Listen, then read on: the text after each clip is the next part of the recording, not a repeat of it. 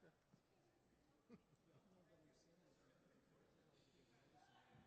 You only have to have 14 days. But whatever.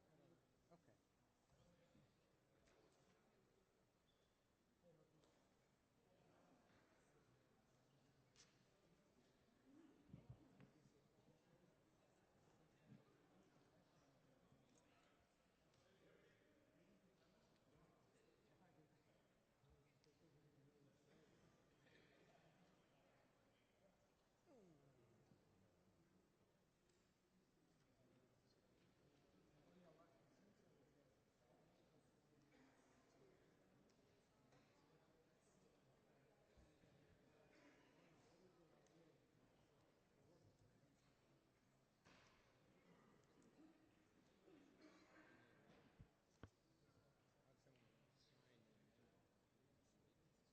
You're already signed in. Apparently.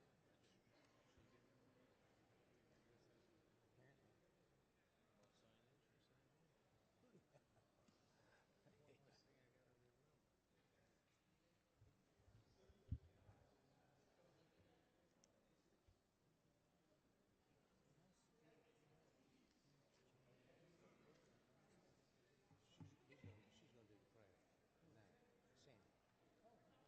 She had asked me 10 days ago or something like that.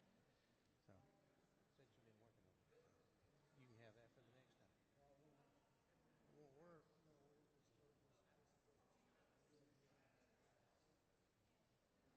I wouldn't think so.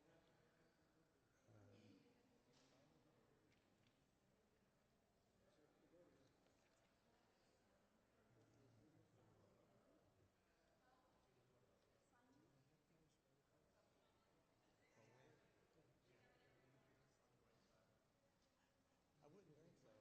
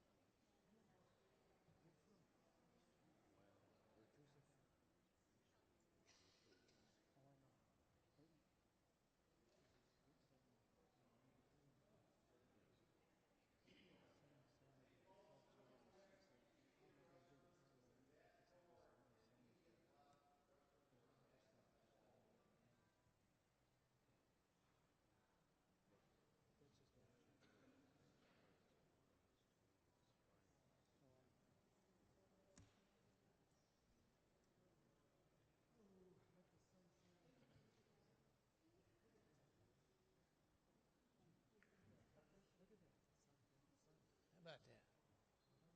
Just before the thunderstorm.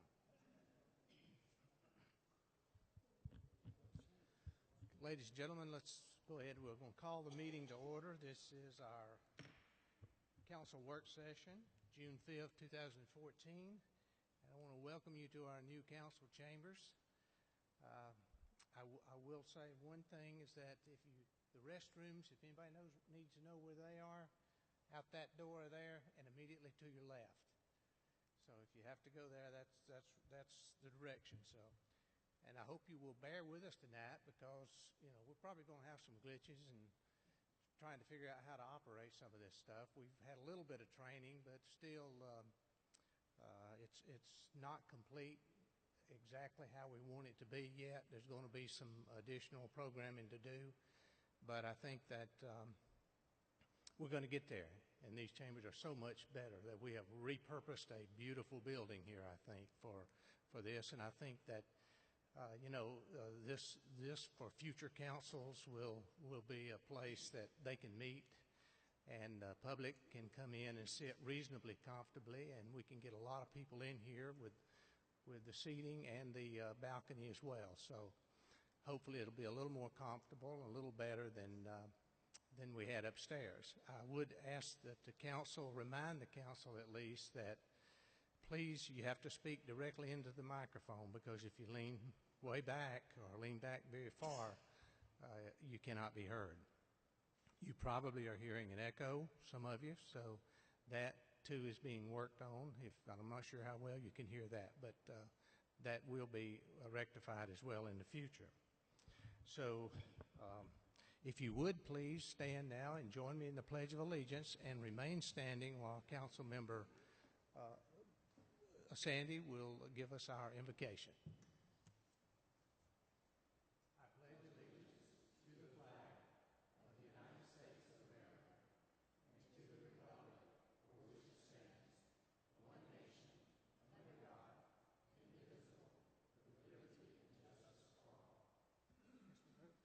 Let us show reverence. As we gather for the first time in these new chambers, we're grateful for all that we have.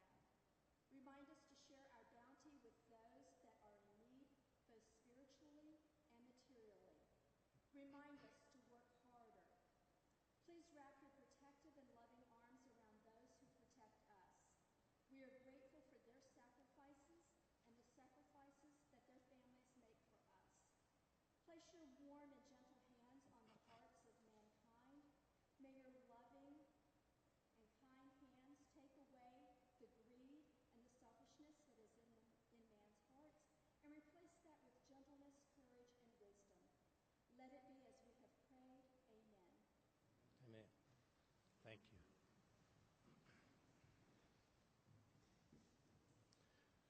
Okay, first item on the agenda, Bill Eccles with the Cherokee County Capital Improvement, the manager there, will give us an update on our Etowah River Park project.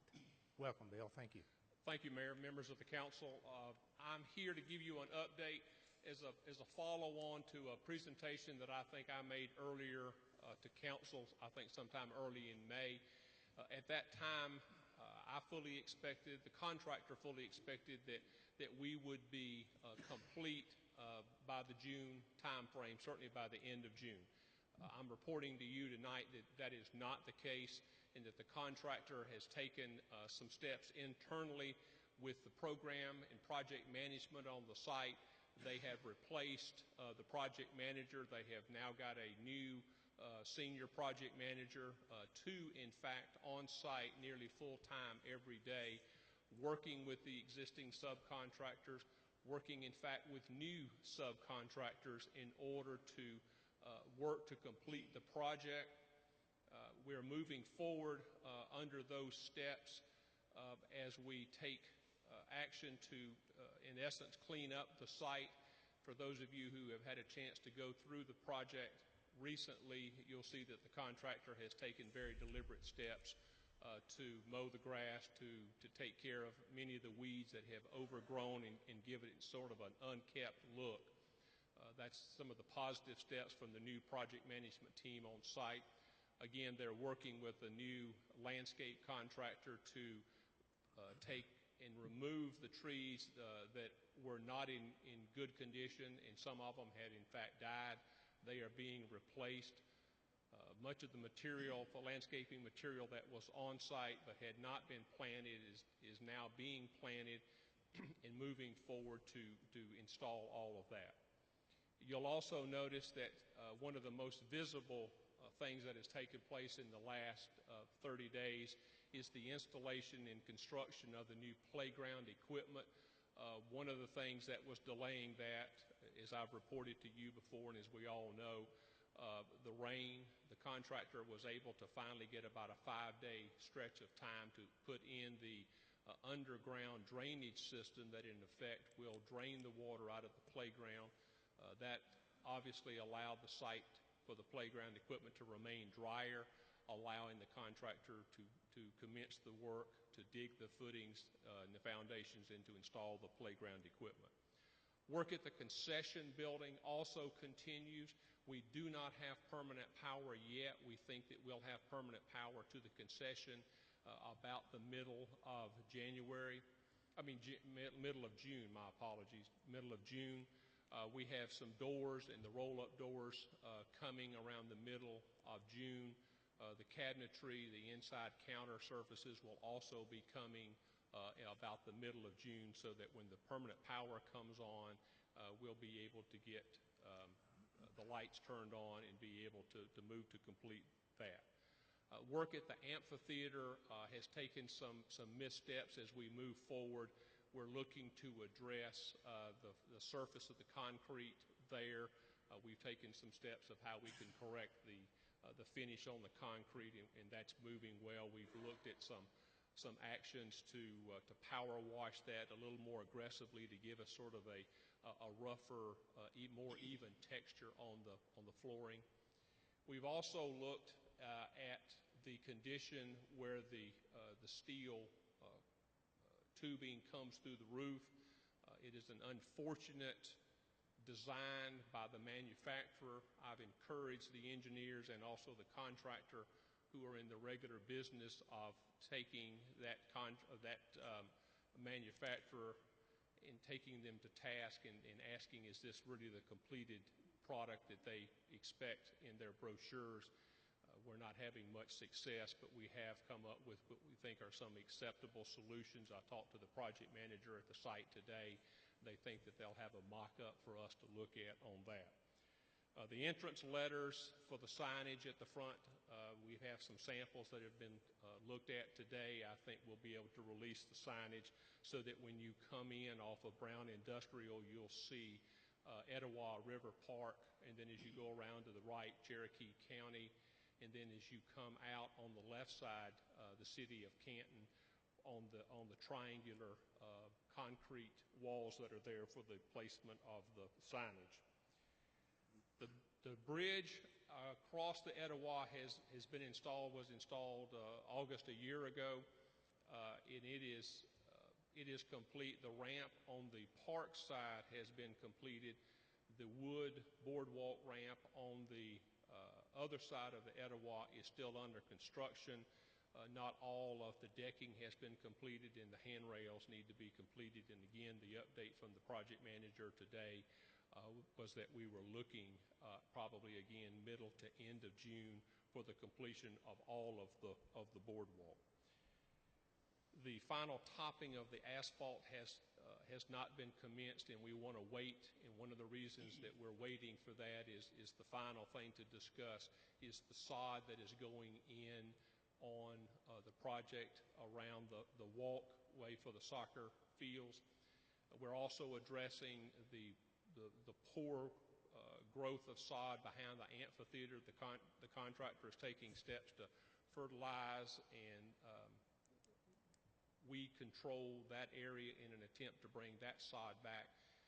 But I think, as I may have reported to you before, and some of you may have heard this, we've heard it from other contractors, heard it from our landscape architects and engineers as well. There just is little to no certified 419 sod in the state of Georgia. The contractor has reached out to other contacts. They have received letters of confirmation that the sod can be obtained and will be delivered to the project beginning about the first week in August. With that much sod of nearly 500,000 square feet of sod to be placed, it's going to take an effort of 2 to 3 weeks for that sod to be delivered, laid.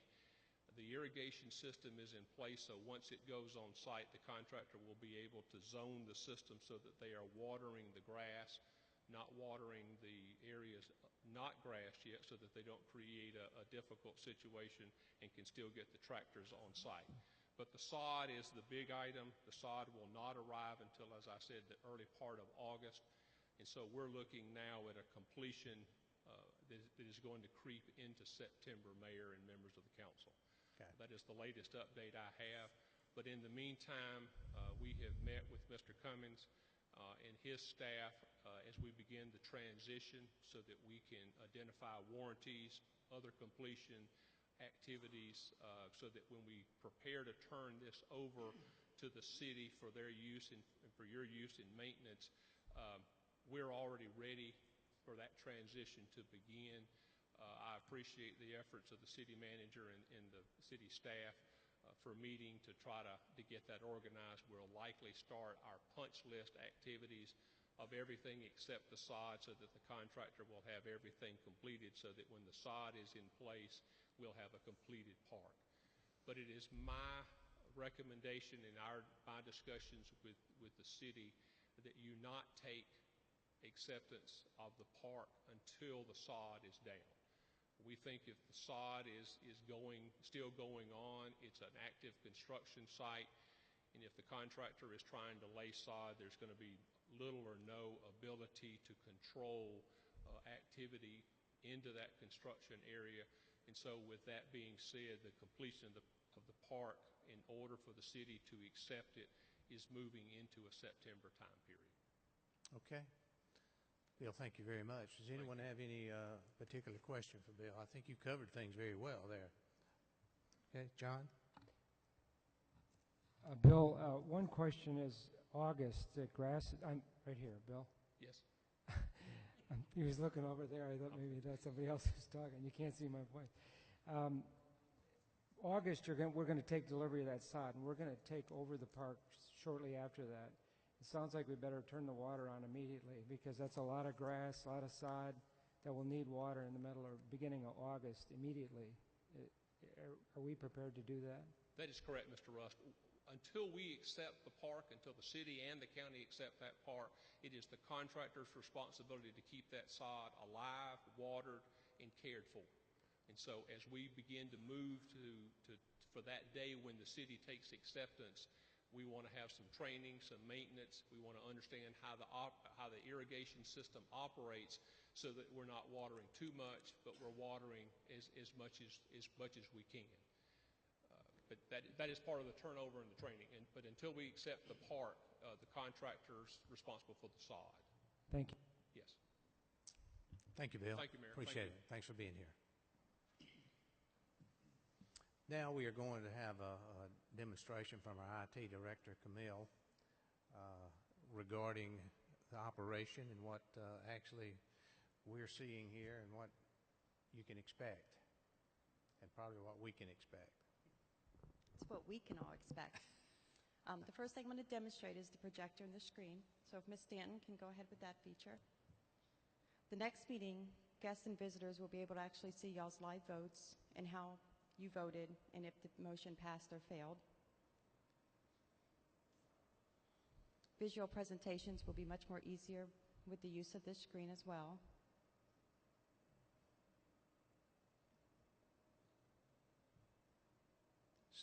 Do you mind speaking slower, please? The screen's taking too long.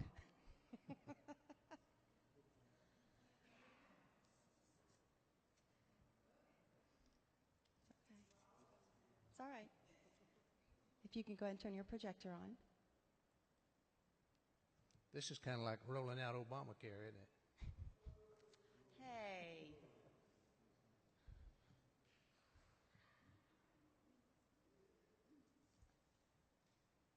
There will be a glitch or two. You need help? It'll work.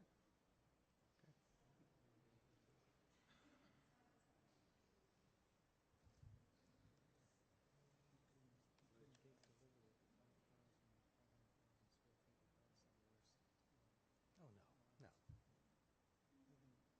Sure. We should. We could. Yeah.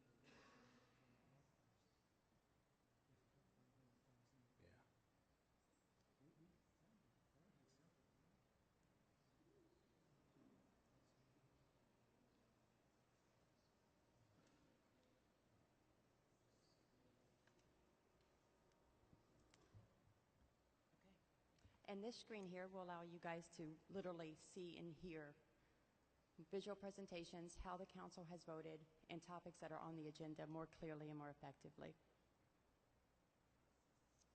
And the true test will be voting next session. Do you guys have any more questions on this? Any more you'd like to show?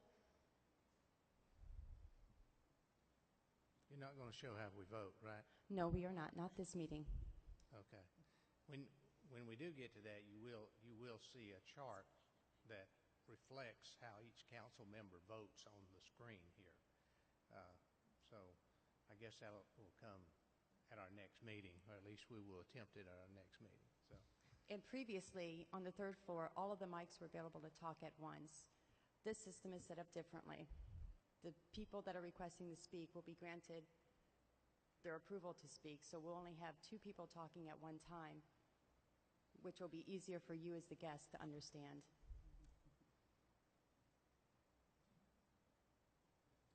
Is that it? That's it. All right. Normally, once we get it complete, I will have a screen that actually shows each of the council members here and city attorney and clerk, and it will show on the screen who wants to speak actually, and I will be able to control turning their mics on, turning them off, which is also important, I think. But it's really going to work, but it's going to take some getting used to, and once we get that. At least you can have 3 mics, including my microphone on at any one time, but no more than that. And then they can be, right now the clerk can actually turn them on and off, and that's the reason I'm looking to her when someone wants to speak. But when someone wants to speak, the microphone will be flashing, and I should be able to see it like that. Mr. Cummings? What happens is the flashing changes to a solid red and gives me the mic, and when I'm done, I will indicate that I'm done by turning my mic off, and He's through. Okay. All right. Let's move on with the agenda here. I will entertain a motion to approve the agenda. Mr. Rust.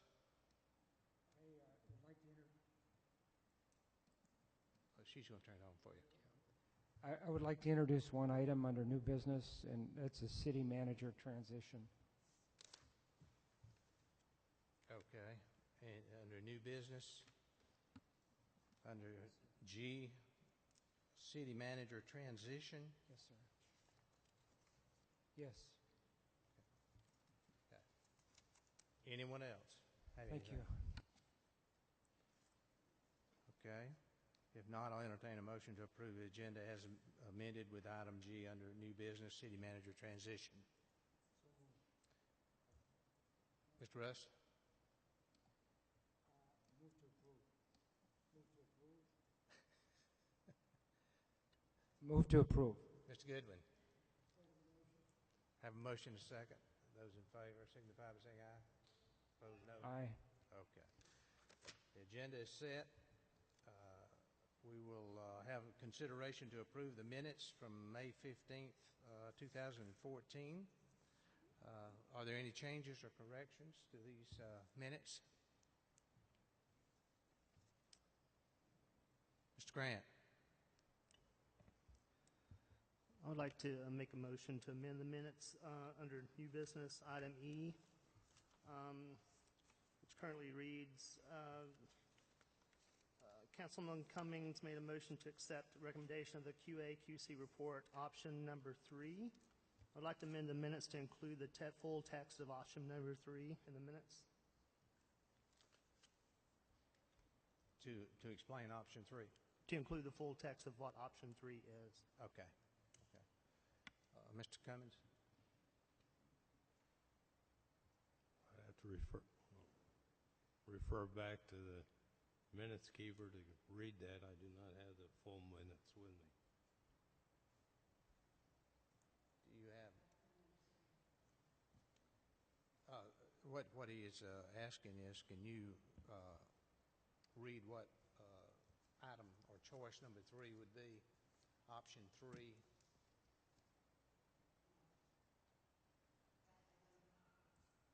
Okay.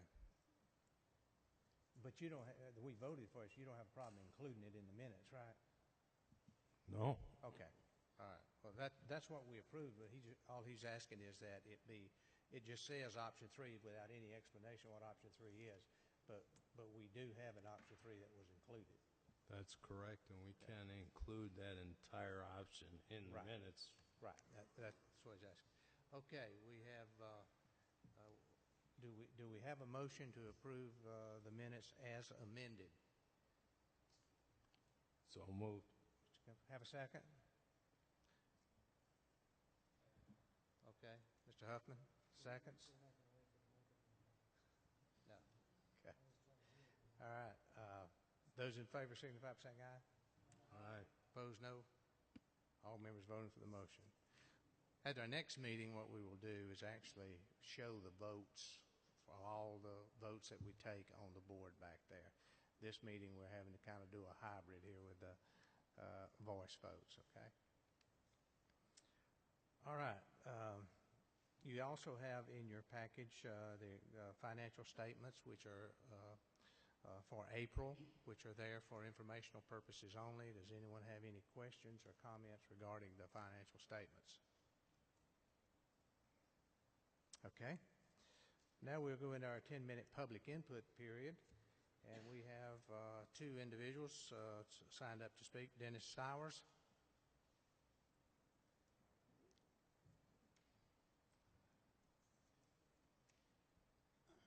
Mr. Mayor, council members, thank you for allowing me to speak.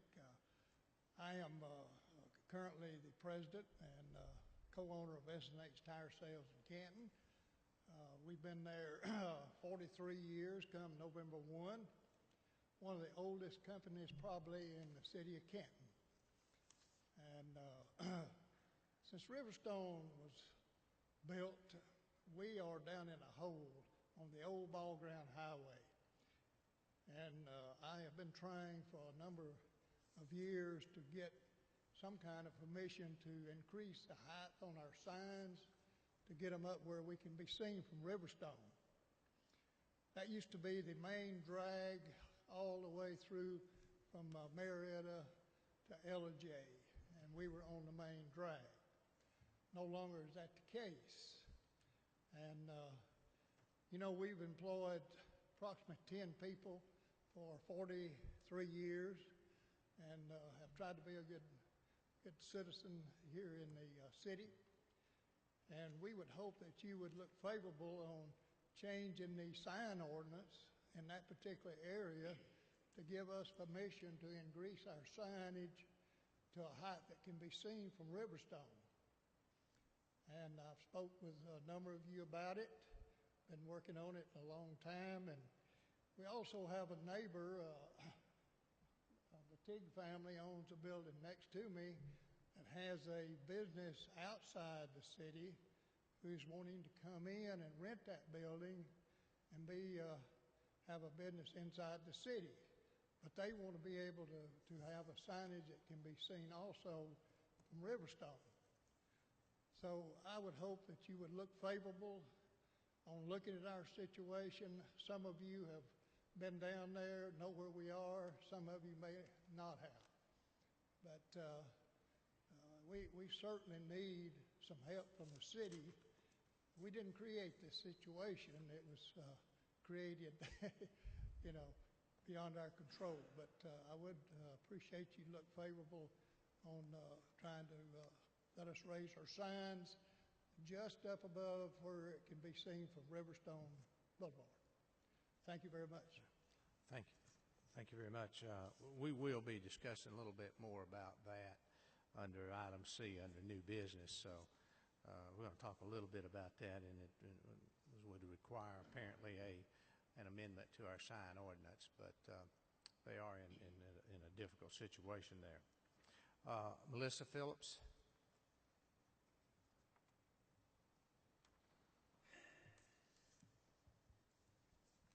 Good evening. Thank you for letting me come so late with a question.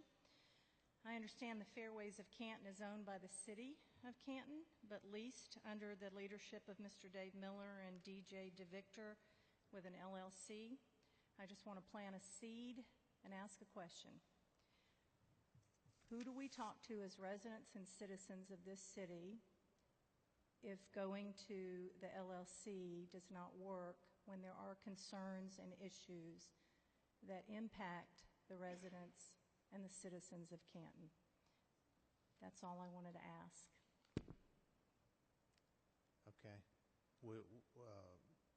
I'm not sure I understood the question there. Okay. Tell me one more time. So I understand the city of Canton owns the golf Yes. course. So other than the individuals who lease it and manage it, if a question or concern is brought up and needs to be raised to those who own it, which is the city, what group is that? Where would we go? Who would that audience be? I think you're there. Okay, so then we need to get on the agenda somehow. That would be good if you would. If you've got Yes. particular concerns. Yes. Yeah. You might want to talk to our city manager initially, and Okay. and then and then if you need to after that come Right. before the full council if you want Right. to address the all the council members and the mayor at the same time. Right, great, thank you. Okay. Thank you. Mr. Huffman. I'm not sure what piece of property she's talking about. What is she? Well, she's just, as I understood, she's talking about some effect that the golf course or its activities is having on some of the residential area, and that's I think we'll eventually need more information about that, and I think when she will get that to the city manager, we'll see if we can't resolve that. So the golf course is the property in question? Yes. Okay. Or activities at the golf course, one or the other, affecting the residents, one or the other. Okay. Okay, Mr. Cummings? Yeah, I think all issues relative to any kind of concern that you have that would involve city codes or anything should be brought, as the mayor has suggested, to the city manager, and the city manager then would carry that forward to see, A, if it's an internal issue to the city operations that needs to be addressed, or B, if it's an issue that should be added to the agenda and brought to the council. That would be my suggestion. Thank you. Okay, thank you.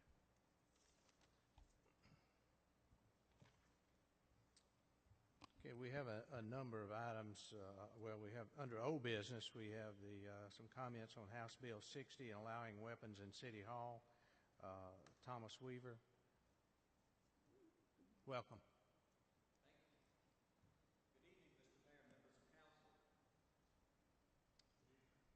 Initially, I was going to address the issue a month ago when the council first entertained the matter. However, it is no longer appropriate to do so. I'm uncertain if anyone of council is aware, but the Attorney General, Sam Owens, has released a memorandum which further clarifies the city's duties and obligations under House Bill 60. So the only matter I have left to ask, which I guess is a request, although the city isn't obligated to act under it, notwithstanding the fact that I've already asked twice, I would respectfully request the city to provide security and storage similar to what other local governmental units throughout this county are doing, or staffing initiatives to do based on my request. Again, the Attorney General realizes that in his memorandum, but due to differing opinions on the matter, he expects there to be litigation, so it's no longer appropriate for me to discuss it any further. Okay, thank you.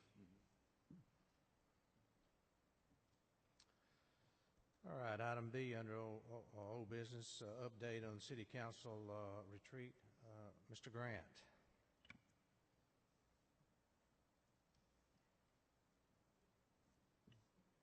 Okay.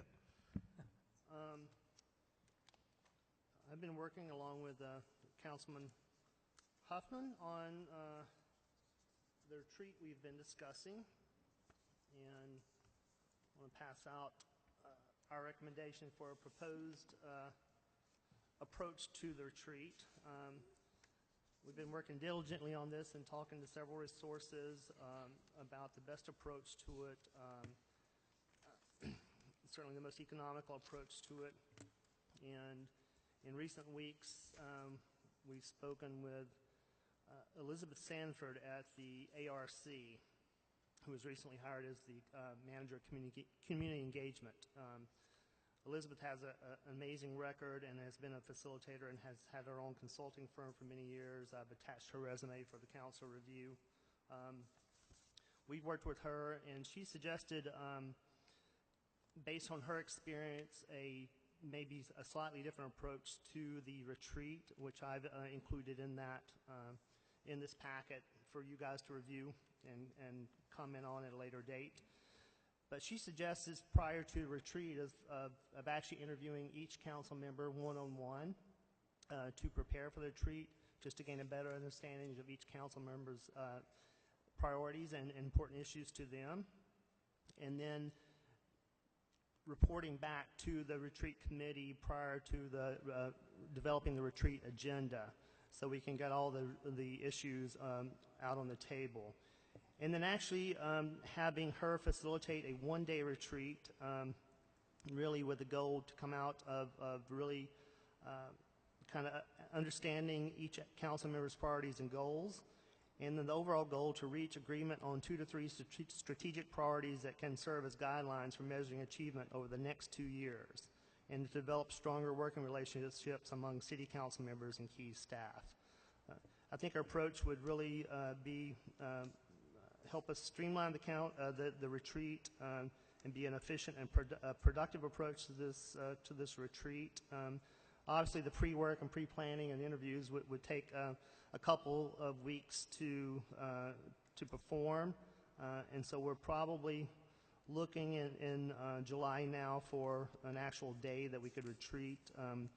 Me and Mr. Huffman will be sending out some possible dates for us to consider and see what time that would be. We are recommending an off-site retreat, not too far, because it would be an open meeting. The great news about her, not only is she has great facilitation credentials, is she's offering her services for free as part of our ARC membership. So I just wanted to kind of give everyone an update. We want to get everyone an update on this, and we'll be kind of circulating possible dates for the retreat and get some feedback from you guys on that, on when we can possibly get around to having this retreat. So. Thank you, Mr. Grant. Mr. Huffman. There you go. As far as scheduling the retreat, we're getting ready to go into budgeting times. And if we could get the city manager, get an idea about what his schedule might be so we can schedule around it, because there's going to be a lot going on during those particular times. Yeah, I think that we don't want to interfere with the budgeting process, certainly, I think, but and I think that the retreat is really not about that. I don't think, it's about other planning issues and what's absolutely. Prioritizing what's important. It's just trying to get scheduled when you got this many people and too many meetings. Too much to work around, yeah. Yep. Okay. Mr. Cummings. I agree with Mr. Grant, the concept of having a retreat and having it facilitated. I guess the only area where I think is probably not advisable is the month of July. July and August are our busiest months of laying out a budget for the next fiscal year.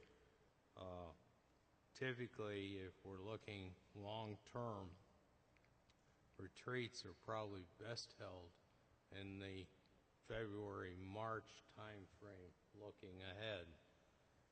The other suggestion that I have is, since you're looking at issues and priorities, this committee should probably include the city manager, whoever that might be, in the retreat process, because you'll be looking for information from different department heads as you hold the retreat, and this will allow the city manager to prepare those department heads for participation or presentations that may be required at the retreat.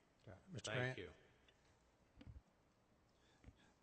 I agree that city manager, it looks like now with the timing that we'll have a city manager in place, hopefully to include on the committee. I don't have any issues with that.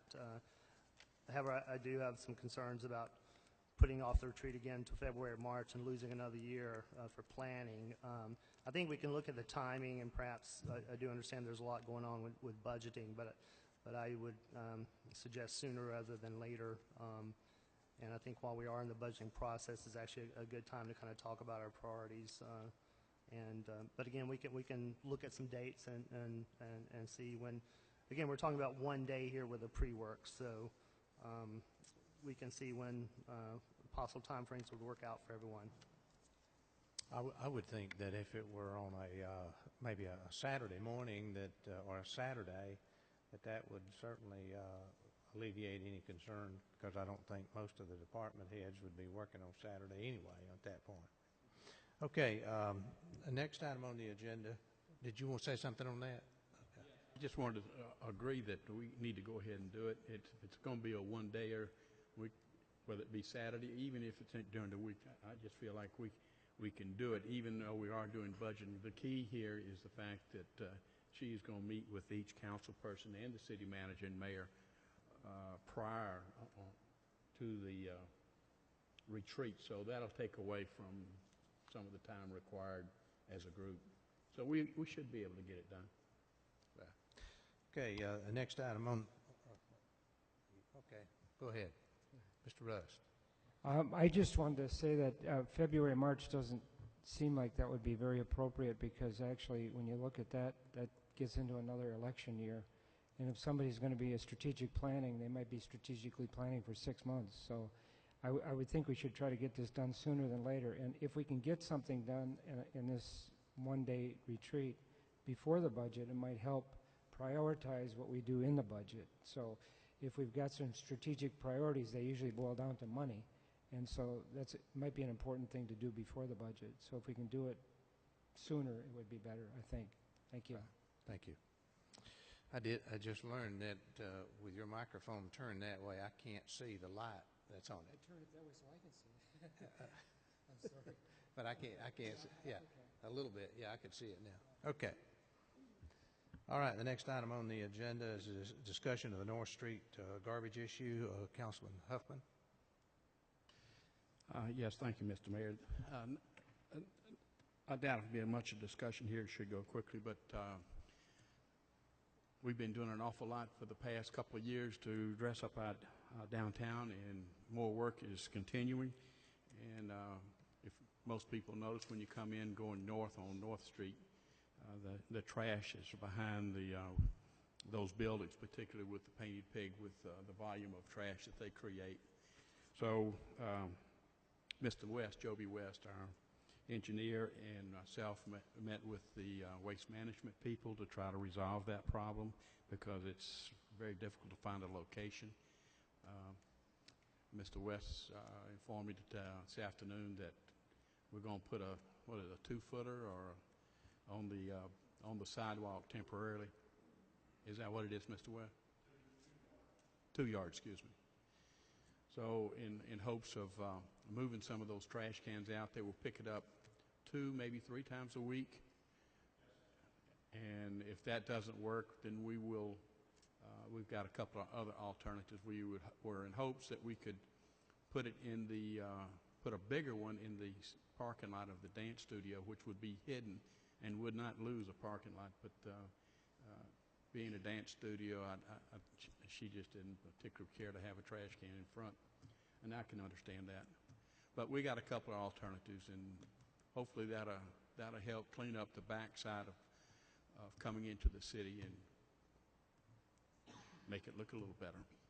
Mr. West, you got anything to add? Okay. All right, the next item on the agenda, discussion of the Etowah River Park Recreation Management. Councilman Huffman. Yes. As we heard from Mr. Eccles' report, we're getting close. Unfortunately, not close enough. What this means with an August installation of sod probably means we won't have any athletic events on that side until the spring if we're lucky. Because the growing, as soon as we have a first frost, that side will stop growing. So that's unfortunate. But we, at the same time, need to organize. There are organizations already contacting Ms. Griffin, Megan Griffin, about scheduling events at the amphitheater, which that's something we surely can do when we finally take possession of it. So we need to start deciding what we're going to do. It's never too late to start deciding. And not only that, we want to bring events into that amphitheater, so we'd like to go out and be an aggressor in booking things in the future, and this is the time to start doing it. So at the moment, we're kind of not doing anything in that respect that I see, and I just think that it's time that as a council, we decide what we're going to do and how we're going to go about it. Thank you. Councilman McGrew? Do we have any idea of a budget for entertainment and events for the park yet? Has that been discussed at all? Ms. McGrew, that's part of it. I don't think it has been discussed, and that's something we should discuss because it's going to take some front money in order to do that. Now, we have no idea how we're going to operate the concession, and those are the things that we need to be putting together. I think that's going to have to be a major discussion in the budget development, no doubt. Yeah. Anyone else? Ms. McGrew? I've had some experience trying to book acts being part of the Arts Center. It's very expensive, and I'd be very willing to share my information with you. Thank you. That's good. Well, we need to give Ms. Griffin some information so she would know how best to deal with it. And when she gets the phone calls, right now, I guess the phone call goes to her. To whom? I can't understand. The phone call goes to You're talking about Megan Griffin. Megan Griffin. And we haven't given her any direction. I know that Chief Murchison was in hopes of conducting his night out. What is it called, Chief? It's called National Night Out, but because of the status of the park, we're actually going to relocate the event. Okay. It's unfortunate. We wish you could have been there. We sure do.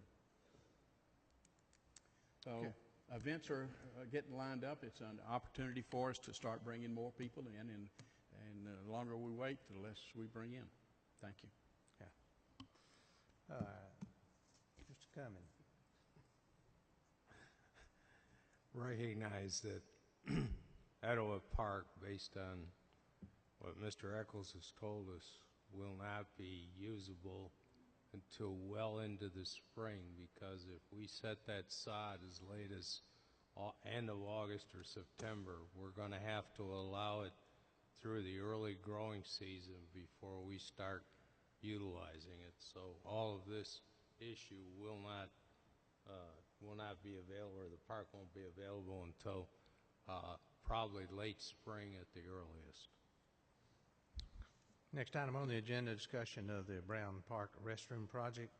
Mr. Cummings? The Brown restroom project, as you know, was canceled at the beginning of the year because of the disparity of the bids. The only thing I have to report today is we are regenerating an RFP to again go out and get proposals for doing those restrooms. The only additional thing that we will look at this time that we didn't look at before and or we're investigating is the concept of a prefab set in place using 50-year materials. I don't know if it'll be done that way. That'll be up to council anyway, but we're going to investigate that option so that we do have the money budgeted, and we should move forward. I see those small kids out in the park. going into a porta potty that is loaded with germs and then sliding down slides. That just doesn't seem to be the most sanitary thing. And it is right across from City Hall, and I don't know how attractive it is to have a porta potty across from City Hall. All right. Next item on the agenda, discussion of the Etowah River Park maintenance RFP bid for bids. As we heard earlier, the sod won't be in place again until end of August, early September. Our bids that we took for maintenance of that park had a much earlier projected date, and we were going to outsource for a half a year. I'm gonna make the motion at the next meeting that we cancel all bids, and we'll address any landscaping maintenance that the city is responsible for during this fiscal year on a task order basis, either internal or external. Okay. Under new business, we're pleased to have the first reading tonight of a request for alcohol license by Irene Stout for establishment of a growler shop at 188 North Street. We're looking forward to that business getting going. We're glad y'all stepped up and chose to do that. Thank you very much for doing that, by the way. So we should actually, I believe the license then would be approved at our next meeting 2 weeks from tonight. Thank you. Next item, discussion of Canton's residential code and improvement of Canton's image. Mr. Huffman. Thank you. Well, to start off with, this is hopefully the start of one part of cleaning up our city. We might not have realized it, but Mr. Patton and his organization started 3 or 4 years ago with the Unified Development Code that we have been meeting on for the past, he's been meeting and organizing for quite some time. I can't imagine how much time and effort he and his organization have put towards this, but this has been being reviewed by council in sections because the book is probably, I don't know, 4 or 5 inches thick. And so we take it a little at a time. Inside of that book of code that I anticipate the council approving when we finish reviewing it, and I would hope that would be in the next couple of weeks or at least a month, there is the International Property Maintenance Code. And in the International Property Maintenance Code, it does an awful lot to give our code enforcement the opportunity to do the things that they have been wanting to do for many, many years, is to have some teeth into what they request of property owners to improve their property.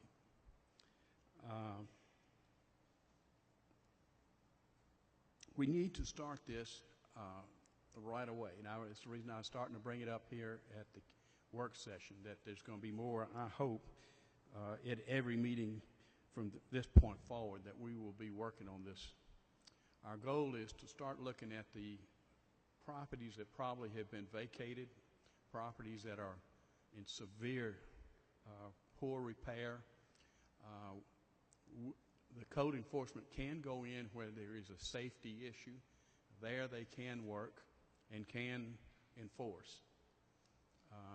But this new code will give them even more power. So we're going to try to start looking at areas that are particular of entrance into our city after we've been working diligently to improve the looks of our downtown. But we got major entrances on 575, we on Highway 5, 140, 20, and there are some properties along there that has just either been vacated or just in such poor repair that they need to go, or the property owner needs to bring it up. So what I'm prepared to do at our next meeting is make a motion first to have information on our tax records that would identify the property owner, not a LLC that owns it, but a contact that we can contact locally that is responsible for properties. Our Officer of Code Enforcement spends a lot of time just doing paperwork and research just to find out who's the owner, and to find out it might be a partnership located at an attorney's office in downtown Atlanta. That doesn't give us a lot of help, and he spends a lot of time. He's a one-man team.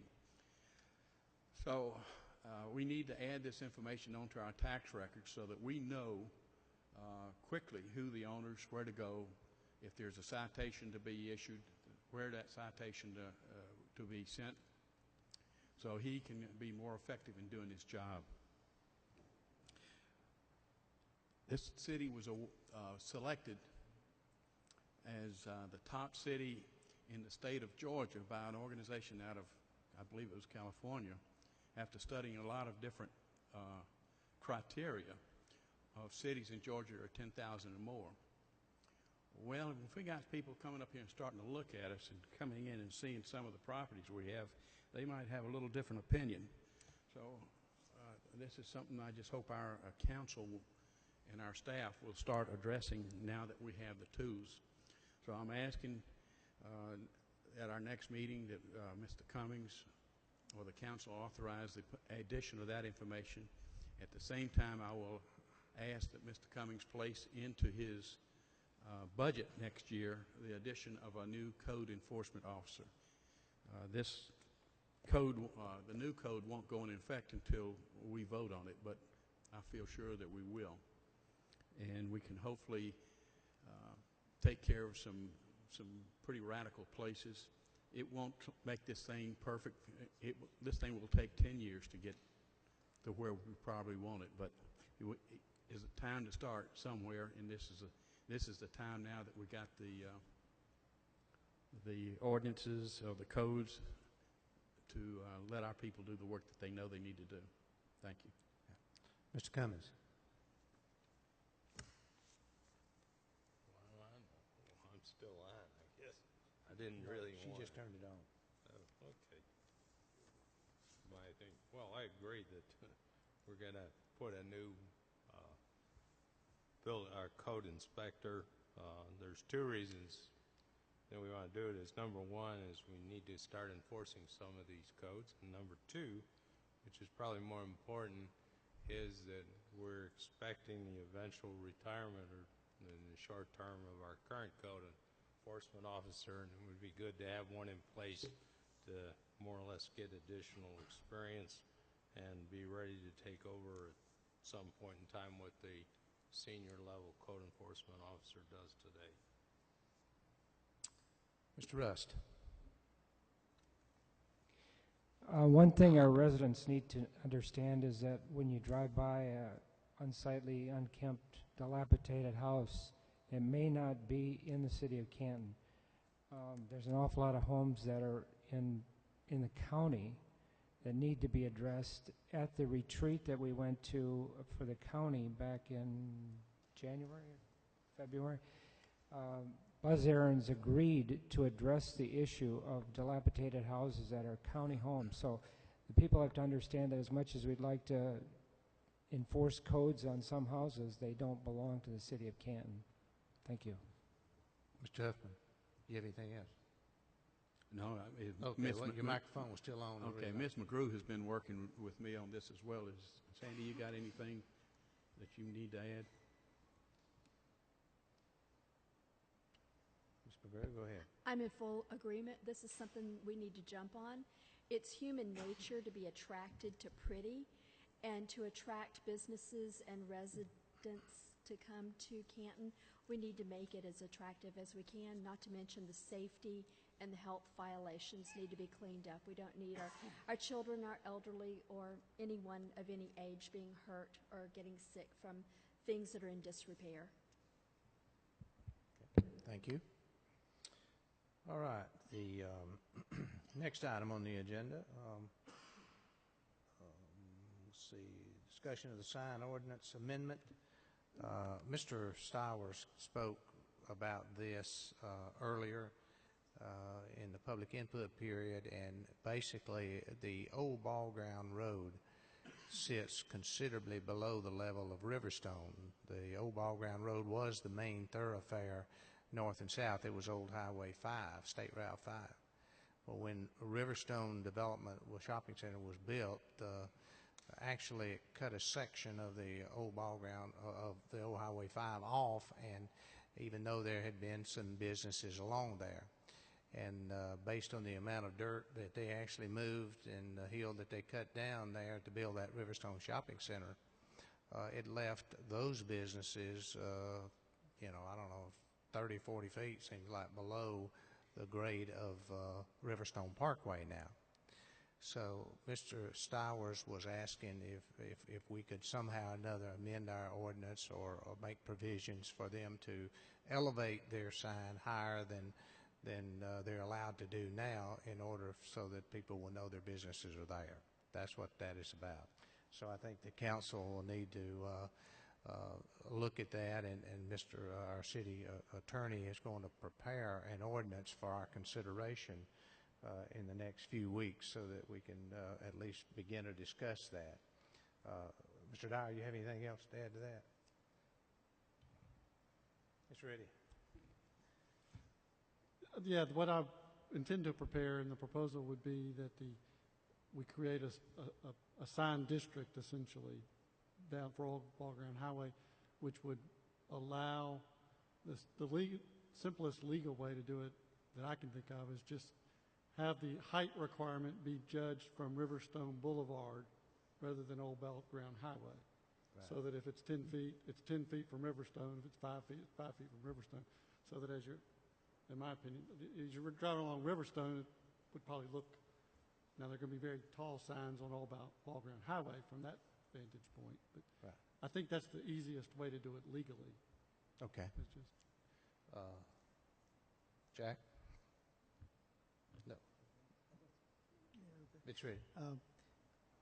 I would agree. I had another person who is talking about renting a business there at on the Riverstone, on the old Ball Ground Highway, and he was talking, Mr. Stowers, saying that they might go in together and actually purchase that, but he is not going to react about moving there until he knows what the sign ordinance is. His concern was that it's only as it states right now, 2x2. Well, 2x2, if you're moving, you probably won't see. It's going to be very hard to be visible. Right. So I think he's right. I also noticed that the gas station at the corner before you enter 575, that's also kind of on the old Ball Ground Highway, has a much larger sign. And also I think the Latimer car business there has a large sign as well. So right. There is some mix back and forth there. So I think we need to look at that carefully. Thank you. Mr. Rust. I've kind of seen the black and white of this, having been on Ken Patton's Unified Code Committee since October of 2010. I know what we're trying to do. And then recently, the opposite of that, having talked to a businessman who wants to move to Old Ball Ground, to the building right next to Mr. Stowers, and asked me to check on what the code enforcement would be for a sign that he wanted to put up on that building 4x8.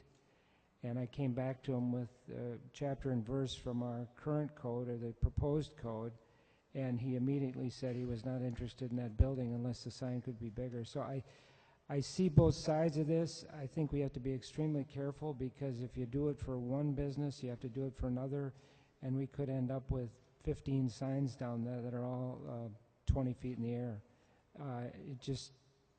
It bears very careful consideration when you approve something like this. Thank you.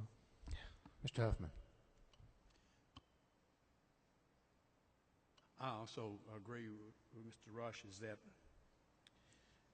you do it for one, you're gonna get some more. I'm sorry, Mr. Rush. Yeah, I'm sorry. Yeah, I'll work on that.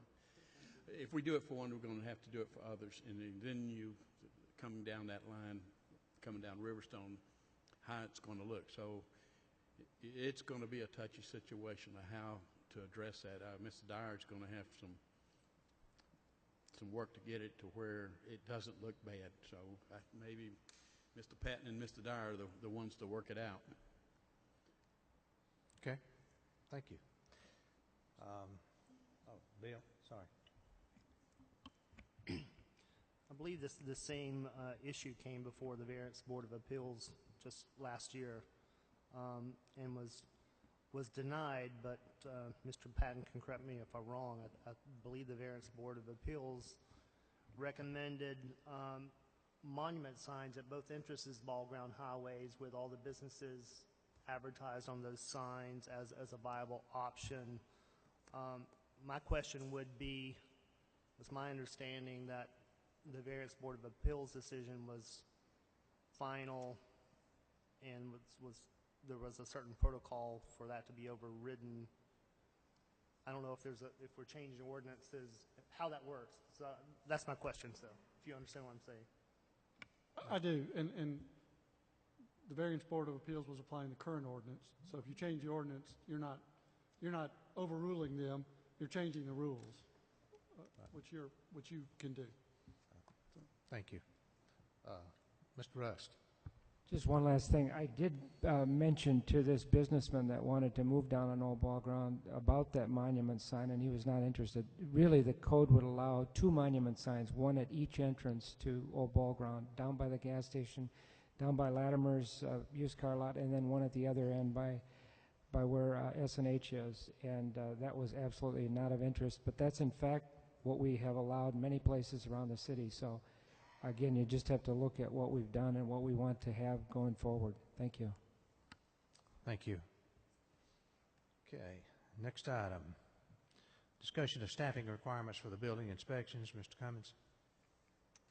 Yes, I'm going to be asking for the addition of a building inspector, actually an assistant building official.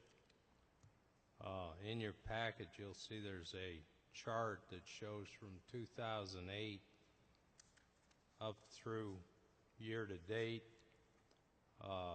And you can see that in 2008, when we had 1 building official and 3 inspectors, we did 133 residential permits, 52 commercial permits in 2008. 2014 year to date, with a staff of 1 building official and 1 inspector, we've already done 111 new residential permits and 1 new commercial. But the more important thing is to look down under completed inspections. You'll see in 2008 we did 7,935 inspections. Year to date this year we've done 3,385, and we're projecting 8,544. It's been initially the other figure, the number of days inspections rolled, is important. That number is typically we have provided our developers and builders with a same-day service, so they request service for next Tuesday. We have been able to complete all inspections that were requested for Tuesday on Tuesday. But as of this year, we've had to roll inspections from the requested date to the next date. The initial plan was to budget for this position, but because of the economic change that's going on relative to construction, I'm asking that we change now, because we have the availability of a very highly qualified individual who is certified in both commercial and in residential. And with the upcoming projects that we see, like the hospital, an assisted living center that the permit is waiting to be issued, 2 medical office buildings, and an expansion at Universal Alloy, which is also permits waiting to be issued. The revenues from those 2 permits will far exceed the cost of adding this individual at this time. So I will be actually asking for one, and you'll see that the first reading of the budget amendment to have it follows. All right, let's just go into that. The first reading of the budget amendment to allow the funding for an additional building inspector. This is attachment 6. If you notice, it appears that item 100-3322-110, building permits and inspection revenues, be increased by $20,000, and the 107-220-30 5111000 salaries be increased by the same amount. So we're talking about a budget amendment of $20,000. Does anyone else have a question? Okay. Next item. Discussion of the amendment to Code Section 5880, General Prohibitions regarding anti-shuffling of parked cars. Mr. Cummins. Yes, it was passed out tonight. The anti-shuffling ordinance that's in your packet, and I'd like to construe this as to be the first reading of that anti-shuffling ordinance. Does anyone have any questions about that? Okay. I'm a little concerned about the enforceability of that, but you know, I could be wrong. What it basically says is that parking for any time in excess of the posted time limitation for a parking space, this is a penalty. A vehicle shall be construed to have remained stationary, continuously parked in a space, if said vehicle has not been moved for a distance of more than 1 block or 300 feet, whichever is less, from the space, and shall be subject to a ticket for violation of the parking time restriction, as if still parked in the original parking space. Okay? That is the change. Mr. Cummins. I understand the ramifications, and there could be certain circumstances that would create a situation of where there could be legitimately contested in court. Give you an example. For example, of an individual could park in a parking space at 9:15 in the morning and be viewed as being there, leave that parking space and come back at 11:30, at which time the second pass of the enforcement officer went by and thought that the vehicle had been parked there continuously for 2 hours or more, or it could be in an adjacent space under the same circumstances, and it could be construed to be anti-shuffling. We do have a possibility with the technology today. There are pictures taken of the vehicle. Right? If you remember way back in the old days, they used to chalk the tires.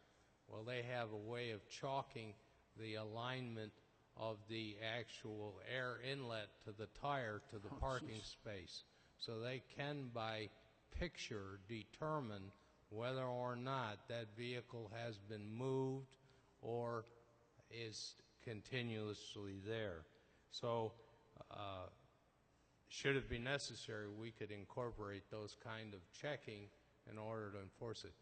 Again, the study, I believe, showed that there were 27 flagrant violators of this shuffling ordinance, and I think we should move forward with it. And once these 27 violators realize that there's a ticket, they may contest the first ticket and get it waived for reasons that their argument is that they left and came back. But I think by the time they get to the third time coming in front of the court for anti-shuffling, they'll have a difficult time convincing the judge that they have, that this is the third unusual occurrence of a movement and coming back. Thank you. Okay. Mr. Huffman. Yes, thank you. Question is, do we have the officers? We were talking about adding an officer chief about ticket writers. Are we prepared to do that now, or is that going to be in the budget? It is.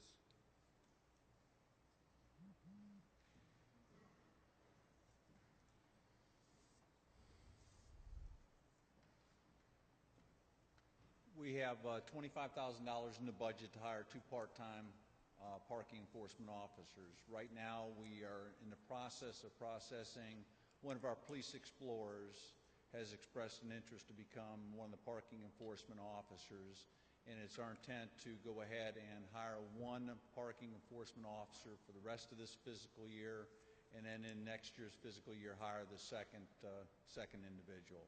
I'm currently in the process of evaluating 3 different bids for the ticket writers. As the city manager mentioned, one of the companies does have the capabilities through GPS of actually being able to position that vehicle in the parking space. So if somebody says, when we come back and says, hey, I moved my vehicle, it came back, the chances of them putting it in exactly the same position are slim and none, and slim just left. So I just think that, with the technology that's out there, we have the capabilities if push comes to shove. One of the vendors recommended us taking a second picture of the vehicle parked in the parking space, because our current system that we have does not take pictures of the car in the parking space. It's obsolete and needs to be replaced. But the technology is out there to absolutely, positively show whether a vehicle was in the parking space, left, and came back.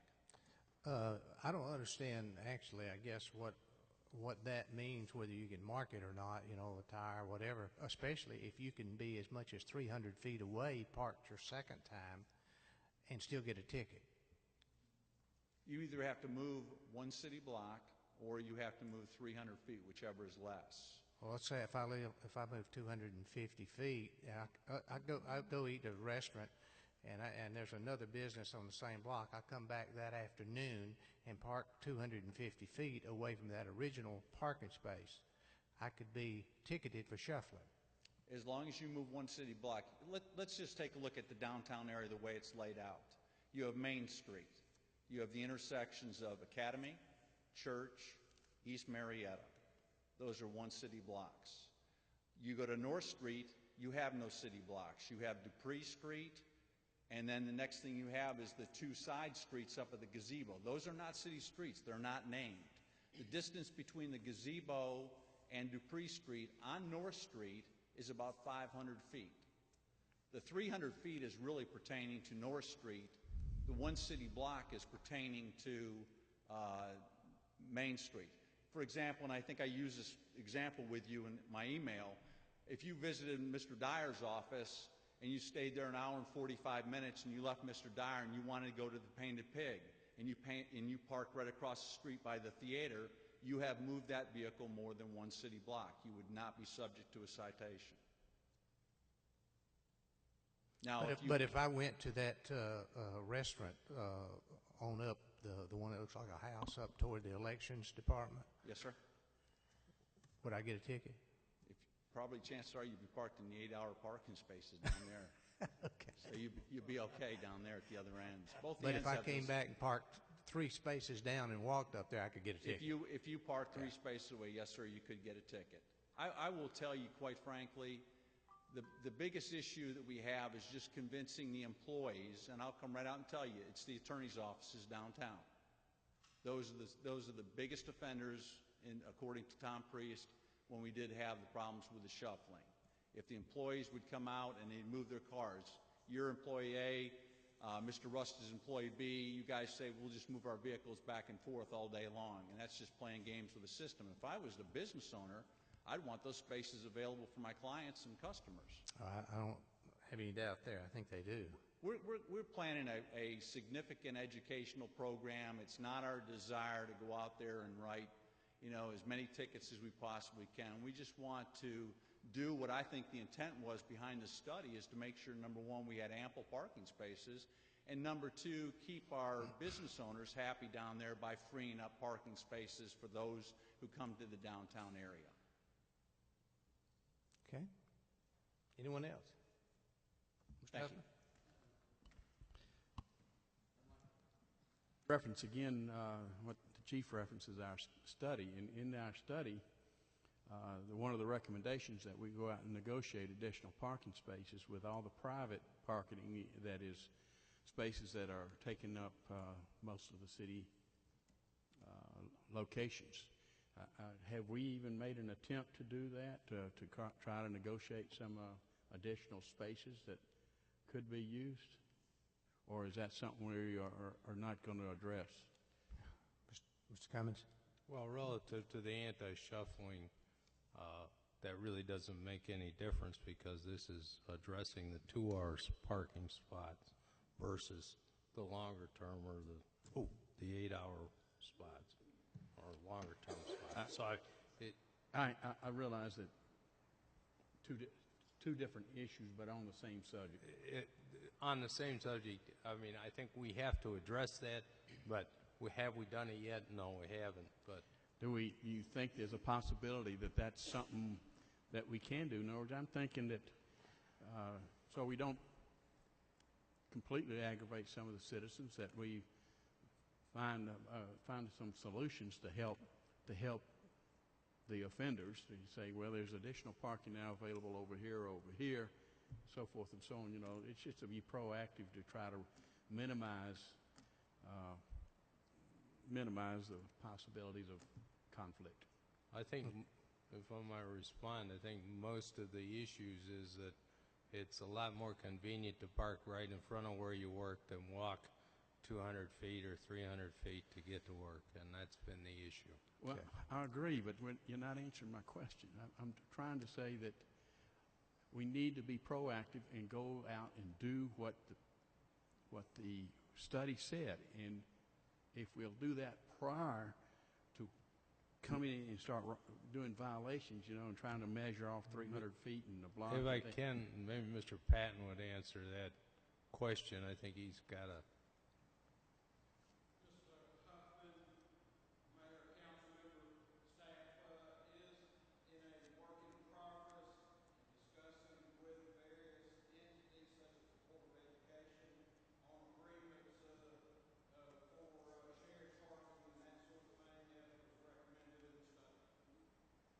Any results? Not at the present time, but we are working on it. Thank you. Okay. Councilmember McGrew? Thank you. Are the shuffling laws applicant to the handicap spaces?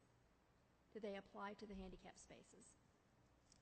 I don't know that they're exempt under this statement here.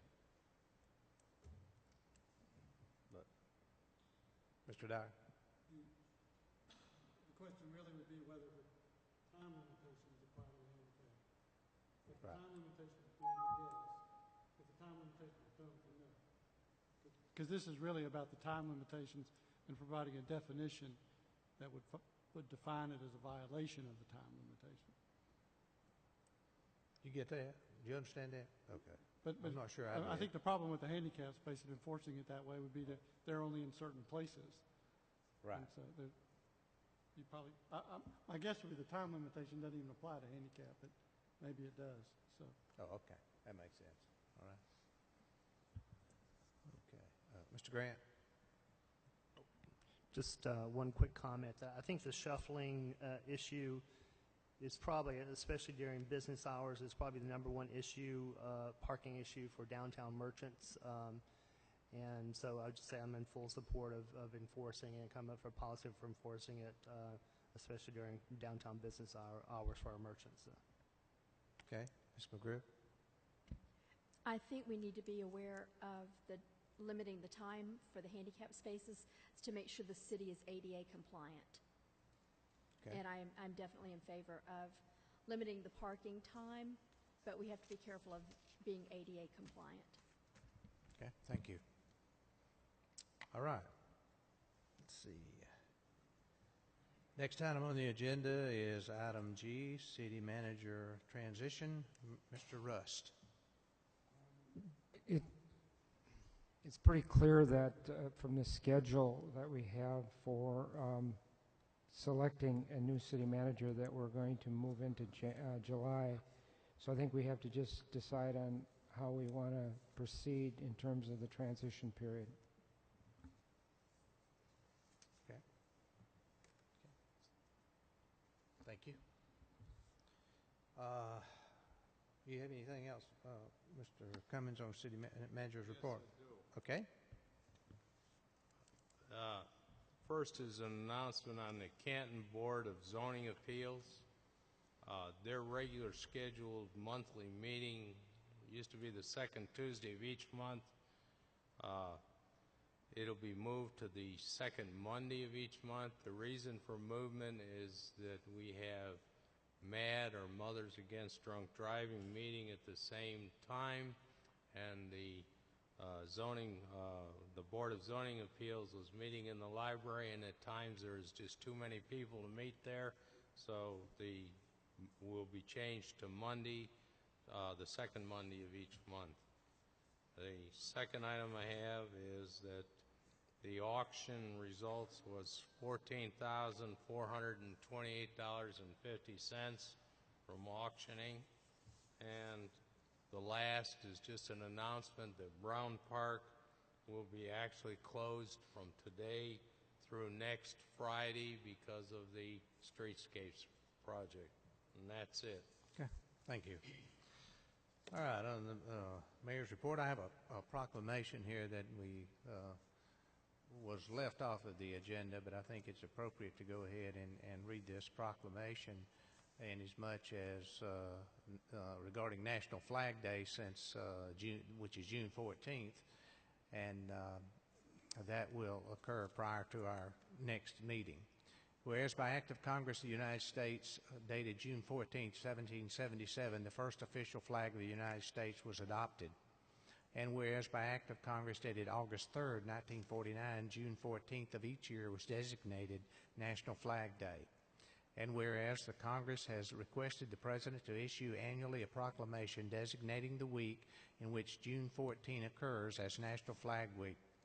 And whereas on December the 8th, 1982, the National Flag Day Foundation was chartered to conduct educational programs and to encourage all Americans to pause for the Pledge of Allegiance on Flag Day, June 14. Whereas by act of Congress, Public Law 99-54 was passed to have the pause for the Pledge of Allegiance as part of the celebration of National Flag Day throughout the nation. And whereas Flag Day celebrates our nation's symbol of unity, a democracy, and a republic, and stands for our country's devotion to freedom, to the rule of all, and to equal rights for all.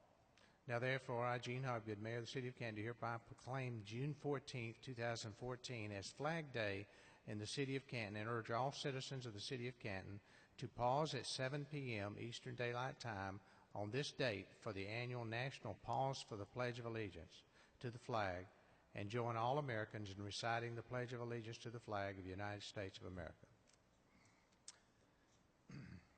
Next item, we are looking now, and the city manager and I and city engineer met recently to look at the possibility of putting another entrance near the actual elections department there at the east entrance to the historic downtown loop, which I think really needs to be done and will tie a lot of things together. That design's sort of being worked on now, so that we have certain space restrictions there that we didn't have as much at the west end, I guess it is, of the historic loop there. So we would like to have a nice entrance coming into downtown and really make it look sharp, I think. And perhaps, I mean, we haven't decided this or anything, but perhaps we could move the Indian that we have in Canton Central Park there to that entrance, since we moved the Cotton Miller to the other entrance. So I think it would kind of bring things together and make the downtown district even more important to all of us, really. Okay, the other item I wanted to mention, we talked a little bit about the maintenance code and about some of the properties that need brought up to standards in our city, but and I totally agree that we do need to try to keep our city upgraded and well maintained. But we are recognized as a great place to live here. And most of you have seen in the media, I think, the fact that Movoto, a real estate blog, rated the city of Canton as the #1 best city, best place to live in the state of Georgia. I mean, they finding out what we've known all along there.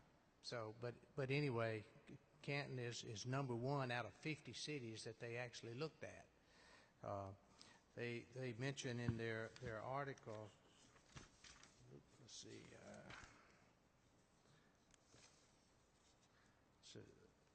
This is a charming Georgian city, from the beautiful historic downtown to the community events like the Downtown Farmers Market, the Festival of the Arts in May, plus some surprisingly good Mexican food. And it says at La Bamba, which may not be especially Georgian, but the fajitas here are practically reason enough to live in Canton. Delicious sauteed chicken aside, Canton ranked well in our analysis for its low unemployment rate of just 7.7, a crime rate of 49% lower than the rest of Georgia, and a sales tax of just 6%. Plus, Canton has some of the finest weather in the state, with a relatively cool average summer of 76 degrees. So we are recognized as a great place to live, and as the word continues to get out, we're going to continue to grow and prosper, and businesses hopefully will reap the benefits of that growth. Well, let's see if this. There's another item I need. Mr. Beresford is no longer on the council, and we need the Community Improvement District, which is the Canton Marketplace CID. City has 2 appointees, and with Mr. Beresford off of the council, one of the appointees must be a council member. And I would like to nominate Mr. Grant and he has agreed he would serve. I do think this is one of those cases where we do need to go ahead and vote if we can tonight, because we didn't get the information until late from the CID board, but they are having a meeting, I think, on the 12th or 14th. 12th, okay. Mr. Huffman? Pat Fowler is the second. Trish Fowler. Oh, Trish. Yeah. Is she a resident? She's not a resident of the city, no, but you don't have to be. Shouldn't she be? Or the other person should be? Well, that'd be up to this board, actually, ultimately, I think. It's not a requirement in law. No. She, she was working with me at the time and keeping me advised as to the activities of the CID board as it went on along, so needed somebody there. But yes, sir. Mr. Cummings. Yes, I was thinking the main reason that she had been on there was because she was an employee of the city and could keep you advised as your admin assistant. Since we don't have that anymore, I was going to suggest that maybe we substitute Miss Stanton for Miss Fowler, because then Miss Stanton is here and could keep you advised of what goes on in that board. Well, I would need to. I'm not ready to make that appointment, certainly at this point. But I am ready to make the one for the council member.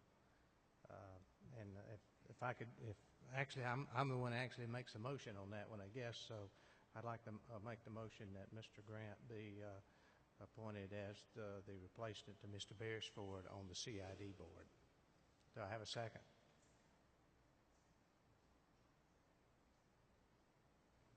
I have a second. Okay. Any other discussion? Okay. If not, those in favor signify by saying aye. Opposed, no? No. No.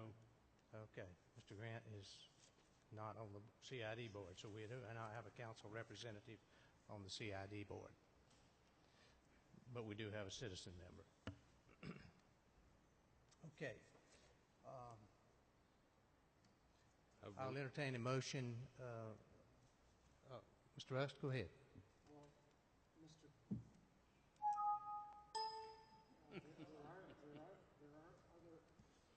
Are you going to put me on? Okay, Mr. Grant wasn't nominated for that board, but there are other members of the council, so maybe you'd like to try somebody else. I will, but I'll have to give some more thought to that. Thank you. But thank you. Yep. Mr. Cummings, you have something now? Yeah, and I still think we should give more thought to the second candidate also, Mr. Mayor. Well, I understand that. Thank you. Okay, I will entertain a motion to adjourn to executive session to discuss personnel matters and land acquisition. Do I have a motion, or we just want to say here? Motion. Second. Have a motion and a second. Those in favor signify by saying aye. Aye. Okay, opposed, no. We do not intend to be back out for any final vote or anything, so.